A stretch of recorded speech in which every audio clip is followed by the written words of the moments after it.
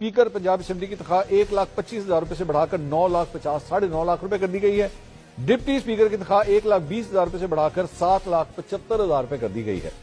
पार्लिमानी secretaries की तनख्वाहें 83,000 रुपए से बढ़ाकर 4,51,000 रुपए कर दी गई है। स्पेशल असिस्टेंट की तनख्वाह 1 लाख रुपए से बढ़ाकर 6,65,000 रुपए कर दी गई है। और सूबाई हुकूमत के मशीरों की तनख्वाह में भी इजाफा किया गया है, उसे 1 लाख रुपए से बढ़ाकर 6,65,000 रुपए कर दिया गया है। खैबर पख्तूनख्वा के अंदर जो है तनख्वाहें कितनी है, जरा हम वो भी आपको बता दें। डिप्टी स्पीकर की तनख्वाह 3.5 लाख रुपए है और मामले खुसूसी जो वहां पे खैबर पख्तूनख्वा असेंबली के अंदर मौजूद है उनकी कोई सैलरी नहीं है। इस तरह वुज़रा की भी कोई तनख्वाह नहीं है।